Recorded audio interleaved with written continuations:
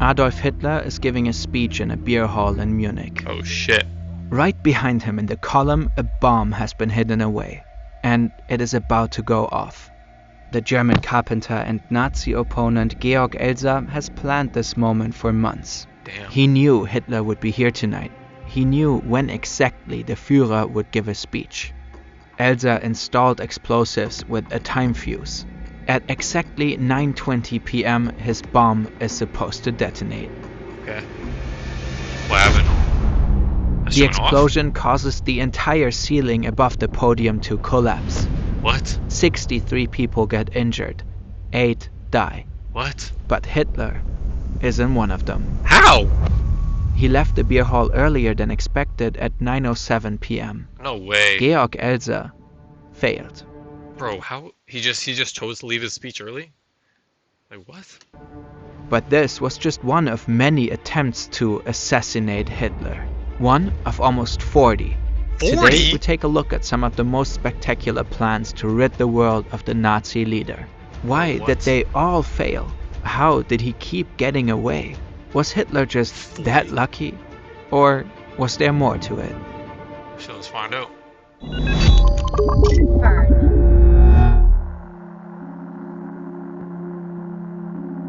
This is Henning von Tresckow, a first general staff officer in the Wehrmacht.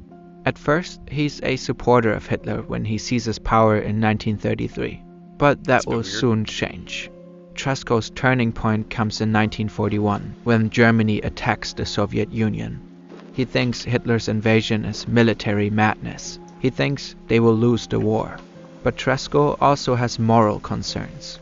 He knows about the mass murder of Jewish people. He knows what the regime is doing. A resolve forms within him. He's convinced that this mad dictator must be stopped at all cost.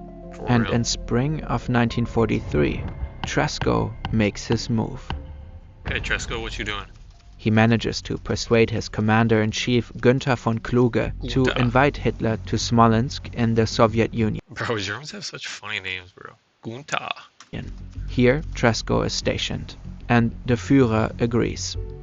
On March the 13th, 1943, he makes a stopover in Smolensk on his flight from Vinnytsia to his headquarters in East Prussia. At lunch, Tresckow asks Lieutenant Colonel Heinz Brandt, who is traveling with Hitler on the plane, for a favor. Brandt is to deliver a package containing 2 bottles of Control cognac to a friend of Tresckow's in East Prussia. Tresckow tells him that he lost a bet. Instead of 2 bottles of alcohol, however, the package contains a bomb with a detonator. Tresckow wants to feign an airplane accident. His co-conspirator, Fabian von Schlabrendorf, secretly activates the time pencil and then hands the package to Brandt. The plane takes off at around 3 p.m. Okay. On board are Hitler, Brandt, and the bomb. So you're telling me a already armed bomb is on a plane, set to blow up, and Hitler is on that plane, and they're in the air and he doesn't die? The bomb is supposed to explode within an hour. Schlabrendorf set the timer by crushing a glass vial filled with a corrosive liquid in the time pencil. How? The airplane should crash at about the height of Minsk. Well, obviously that didn't happen. Yeah, rewind. But Hitler lands in his headquarters unscathed. Bro. Brandt had packed the package in the cold cargo hold. The acid detonator had frozen. Bro. Tresckow immediately calls Heinz Brandt and tells him that he accidentally gave him the wrong package. The next day, Schlabrendorf flies to East Prussia, exchanges the package with 2 bottles of cognac, and... What? Wait, how is that? Bro, how? What? You're telling me that shit froze solid? They landed, they were on the ground, he got time to fly there and it didn't go off? Defuses the bomb. Wow. Producing videos like this one takes a lot of time, and we actually deal with math and science quite a bit while building 3D scenes. A great way to approach such challenging subjects is brilliant. Yeah, they're not paying me. Started. The link is in the description. Tresckow's assassination attempt failed, but he didn't get caught either. In fact, he was part of a sworn circle of military resistance fighters determined to kill Hitler. and they were far from giving up. A key figure in the group was Lieutenant Colonel Klaus Schenk Graf von Stauffenberg. Over the years, he became the head of the military conspiracy. Tresco and Stauffenberg were close companions, and they were always looking for a new opportunity to eliminate the Führer. They didn't have to wait for long. Fast forward 9 months. This is Axel Freiherr von dem Busche. He's an officer, almost 2 meters tall, blonde, and has blue eyes. He truly embodies the Nazi ideal. This appearance is supposed to provide him with the perfect opportunity to kill Hitler. Von dem Busche and a group of other soldiers are to present the new Wehrmachtsuniform to Hitler at his headquarters. Von dem Busche plans to use a hidden British hand grenade to blow himself up along with the dictator. But then in Berlin, a railroad wagon is destroyed by an Allied bomb. Bro. It contained the new uniforms. Bro. No uniforms, no presentation. Are you fucking kidding me? The meeting is postponed. By then, von dem Busche isn't an option anymore. Just 1 month earlier, he was seriously wounded. One of his legs had to be amputated. Instead, Stauffenberg now wants the 21-year-old Lieutenant Ewald Heinrich von Kleist to trade his life for Hitler's death. The young lieutenant takes his time to think about it and agrees. Von Kleist is ready to do the job and prepares. But Hitler cancels the appointment on short notice. On July 7, 1944, the presentation of the new Wehrmacht uniforms finally takes place at a castle near Salzburg. This time, Major General Helmut Stief is chosen as the assassin. He too is part of the resistance group. The odds of success are extremely high. An explosion at that distance is nearly unsurvivable. So how it's do the they fuck it perfect up? Opportunity. Then, at the last minute, Stief hesitates and backs out. Bro, what the fuck are you doing? Are you dead ass? You got cold feet. You better kill Hitler and you're like, I don't know, maybe not. Maybe he's not that bad. Like, what? Are you dead ass? Oh my god, bro. He wants to see Hitler dead, but he isn't willing to sacrifice his life for it. Yet, the group around Stauffenberg doesn't give up. They plan a new attack. This time, Stauffenberg wants to do it himself. He aims not only to kill Hitler, but also to bring down the entire Nazi regime in one coordinated strike. Oh, shit. How is he going to do that? Oh, yes, in the early morning of July 20th, 1944, Stauffenberg and First Lieutenant Werner von Haeften fly from Berlin to the Führer's headquarters. Stauffenberg is to report on the Eastern Front at a meeting with Hitler. It presents the perfect opportunity for Stauffenberg. He plans to arm 2 bombs in his briefcase, place it near Hitler during the meeting, and leave the room before the bombs go off. Then he plans to fly back to Berlin, where he and other resistance fighters plan to take over power after Hitler's death. At the Führer's headquarters, Stauffenberg learns that the time of the meeting has been changed. Due to a visit of the Italian dictator Benito Mussolini, it is moved forward by half an hour. At around 12:15, Stauffenberg pretends to want to change his shirt. Together with Haeften, he wants to secretly activate the time fuse for the bomb before the meeting begins. But they get interrupted and told to hurry not to be late for the meeting. Therefore, they can only arm 1 of the 2 explosives. So Stauffenberg doesn't pack the second one and leaves it with Haeften. He then enters the meeting. He puts his briefcase down near his target at the end of the table. Hitler and the bomb are now separated by only about 1.3 meters. Stauffenberg gives his report and then immediately leaves the room, supposedly to make an important phone call. How's that not sus, bro? These dudes would suck at Among Us, bro. A dude walks in with a briefcase, only dude in the room with a briefcase, drops that shit off and he's the first one out. Something doesn't add up. Something does not add up. Thing is going according to plan.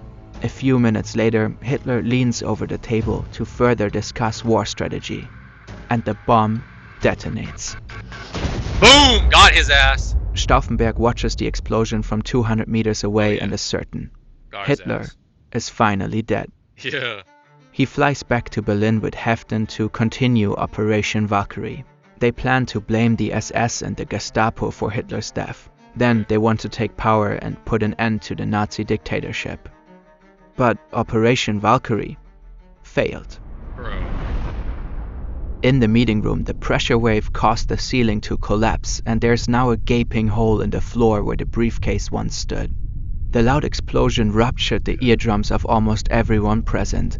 4 people die. Almost all of the others are injured. Only 2 people got off lightly. Bro, One of them don't even. is Adolf Hitler. Are we... Bro. How is... No, this is how I know time travel is real. Because there's some other hands at play here. Like, Hitler needs to do his thing for the timeline to continue. So they got people going back in time on some fucking Marvel type shit, making sure that the timeline doesn't get altered and that he stays alive.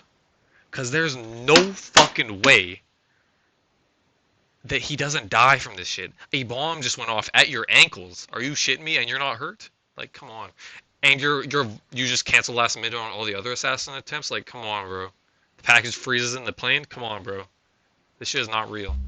The fact that Hitler leaned over the table during the explosion saved his life. He was only thrown slightly upwards by the... That is an elite level of hating. You are so passionate about hating and killing some people. When you're going over tactics, you're leaning over while you're presenting, and that shit saves your life? Oh my god, bro. That's a different level of hating. The force of the explosion. If Stauffenberg had also placed a second bomb in his briefcase, the explosion probably also would have killed Hitler. Of course it would have. With the failed assassination... I guarantee you the person who interrupted them in the room, that was a time traveler. He went there like, yo, guys, you gotta get this show on the road, guys. And then, boom. He didn't die. Attempt on Hitler, the planned coup to end the Nazi regime also fails only a few hours later. Oh yeah, because he's not Stauffenberg dead. and the 3 other main plotters are shot that very night in the courtyard of the Blender block. Those are the headquarters That's like of the eternal or loss. You thought you killed the head honcho, you pull up and you're like, guys, we don't know what happened, but we're gonna take control. Meanwhile, his ass is still alive. Oh no, you're cooked, buddy. Imagine that knock on your door. You're all confident. You thought you just did your biggest move of all time, and they're like, "Yeah, you're gonna need to come with us, buddy." And you're getting executed in front of the court. General Army office, and it was the heart of military resistance. 200 other co-conspirators also get executed. It is the last known attempt to assassinate Hitler. On April the 30th, 1945, Hitler committed in the Führerbunker in Berlin. Damn. He said, fine, I'm gonna do it myself. Why did Hitler survive again and again? In old photos and video recordings, we almost always see Hitler walking around alone. That was part of his image as an invincible, untouchable dictator. But in reality, Hitler had made many precautions to protect himself.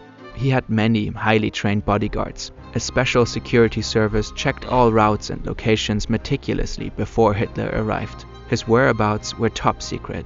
He was always well protected when he traveled by train, car, or plane. He had his own pilot and cook. He always had his meals tasted by his personal doctor before he started eating, all to minimize the risk of an assassination. Besides these security precautions, Hitler pursued a special tactic. He allegedly once said, "Das einzige Gegenmittel ist ein unstetes Leben," which means the only antidote is an unsteady life. He often changed his routes, cancelled trips at short notice, came earlier to meetings than planned, or left events earlier than expected. We don't know if and how a successful assassination would have changed Germany's history. What would have happened if Hitler had just stayed 13 minutes longer in the beer hall in 1939? Could millions of Jews have been saved if one of almost 40 recorded attempts would have succeeded?